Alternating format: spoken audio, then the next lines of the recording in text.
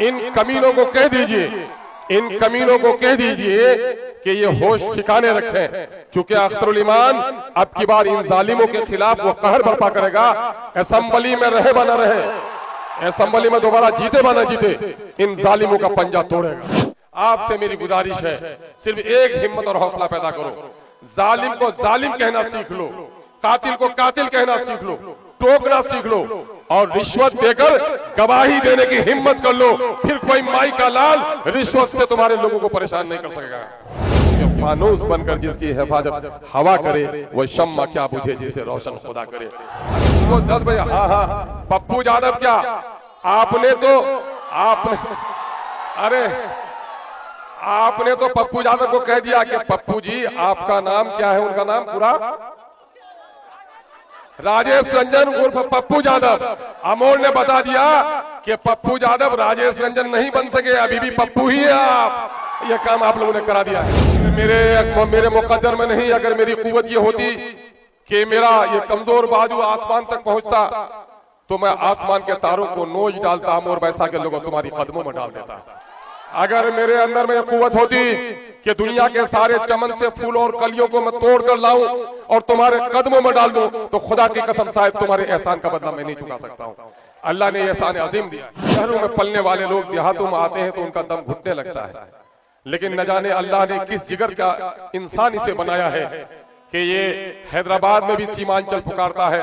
Parliament की ठंडी हवाओं में जो अपने इलाके के मसाइल को भूल जाता है, सीमांचल को शख्स नहीं भूल पाता। अभी तकरीबन 10-12 दिन सीमांचल में रहे, यहाँ की फिजा सेहत बख्श नहीं। और एक साहब कह रहे थे हमारे कि हैदराबादियों के बारे में अगर कहोगे किसी मेहमान ने उनके दस्तरखान का शुक्रिया अदा किया, तो तबरेज भाई ने रात को मुझे सुनाया कि भाई एक मेहमान था हमारे यहाँ, उसको कहा कि भाई देखिए हम लोगों तो पूरी खातिरदारी आपकी नहीं कर सकी। तो उसने कहा कि खातिरदारी, अरे दुनिया में हैदराबाद से बेहतर खाना जन्नत ही में मिल सकता है, उसके अलावा कहीं नहीं मिल सकता।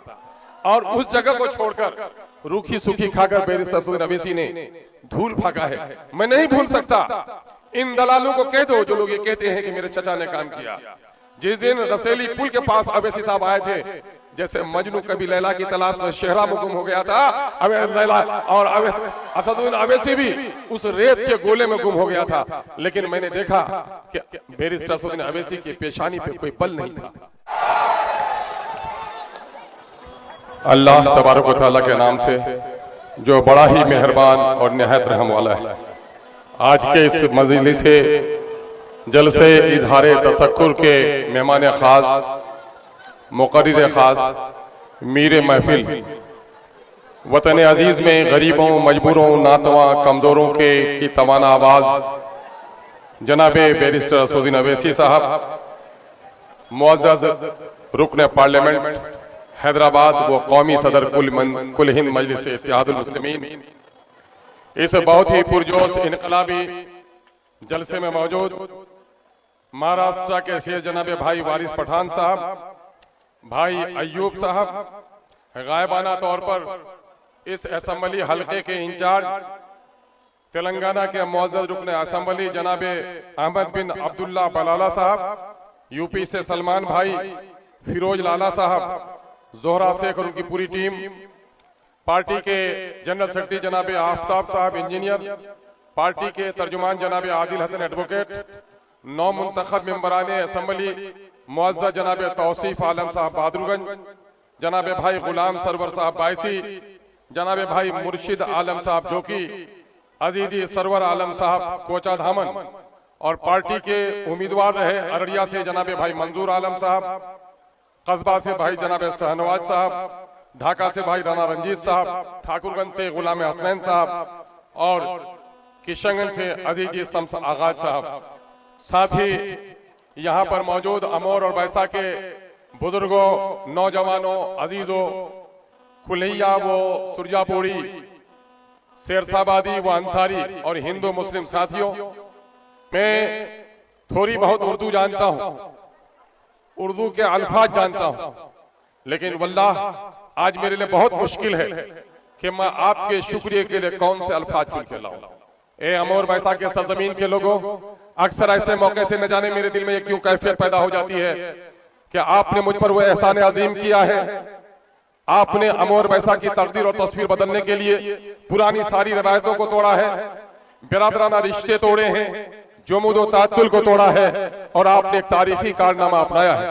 आपने खून के रिश्तों को नहीं देखा, आपने मस्जिद तोड़ने वालों का आपने मुखालिफत की और खून के रिश्तों से ऊपर उठकर, जात बिरादरी के कुर्बत से ऊपर उठकर, इलाकाई मोहब्बत से ऊपर उठकर वसूलों की बुनियाद पर मजलिस इत्तेहादुल मुस्लिमीन को चुना है और अख्तरुल ईमान को अपना खादिम चुनने का काम किया है।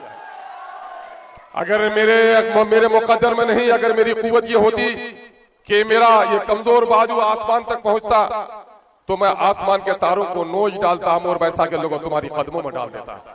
अगर मेरे अंदर में कुव्वत होती कि दुनिया के सारे चमन से फूलों और कलियों को मैं तोड़ कर लाऊं और तुम्हारे कदमों में डाल दूं, तो खुदा की कसम शायद तुम्हारे एहसान का बदला मैं नहीं चुका सकता हूं। अल्लाह ने एहसान अजीम दिया है। 5 साल आपकी खिदमत हमने की है और अगले 5 साल के लिए आपने मौका दिया है।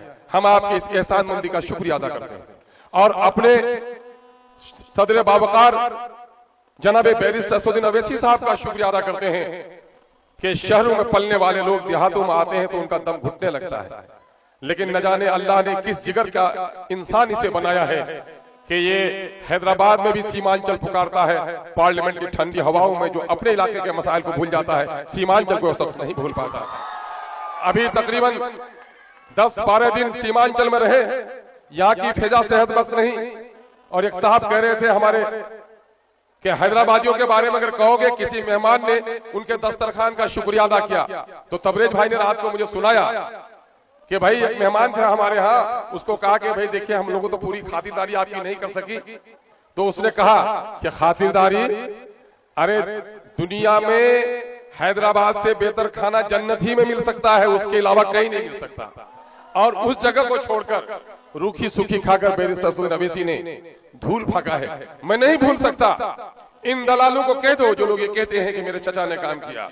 जिस दिन रसेली पुल के पास अवैसी साहब आए थे, जैसे मजनू कभी लैला की तलाश में शहरा में गुम हो गया था, लैला और असदुद्दीन अवैसी भी उस रेत के गोले में गुम हो गया था। लेकिन मैंने देखा कि बैरिस्टर असदुद्दीन अवैसी की पेशानी पे कोई बल नहीं था।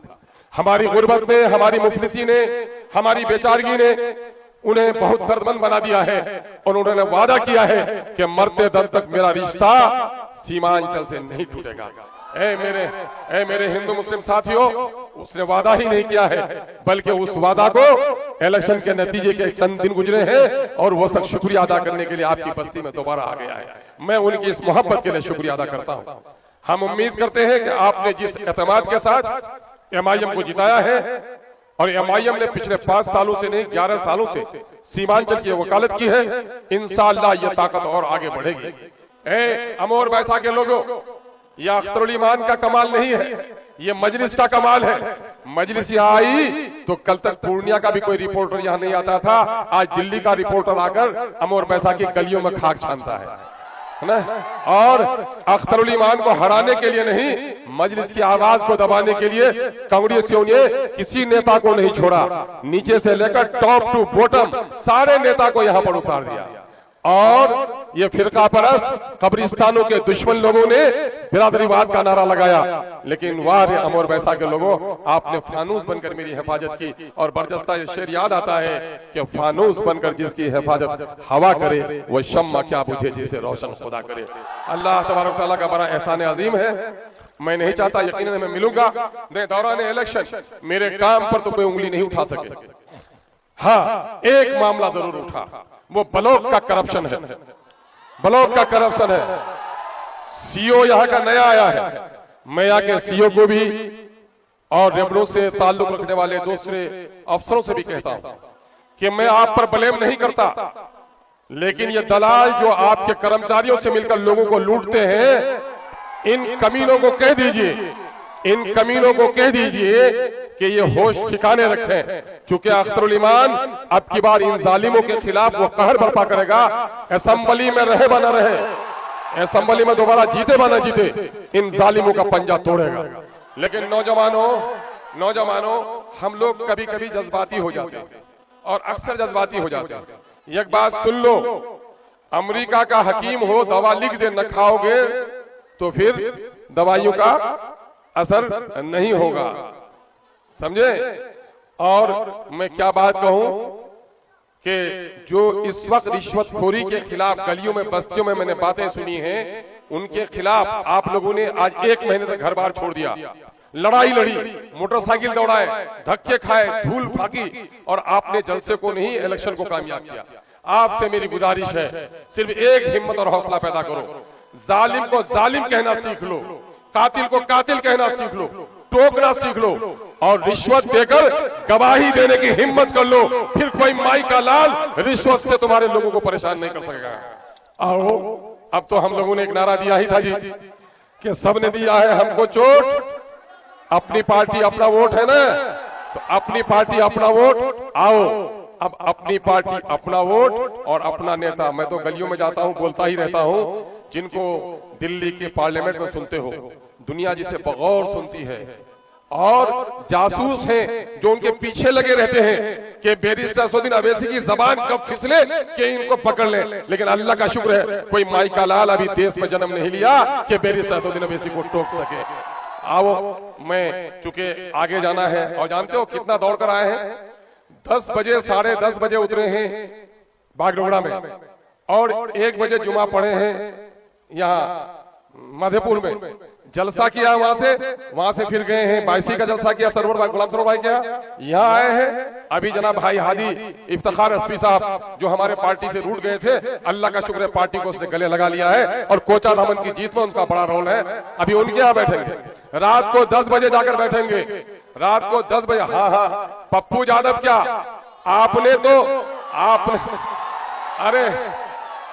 आपने तो पप्पू यादव को कह दिया कि पप्पू जी आपका नाम क्या है, उनका नाम पूरा राजेश रंजन उर्फ पप्पू यादव।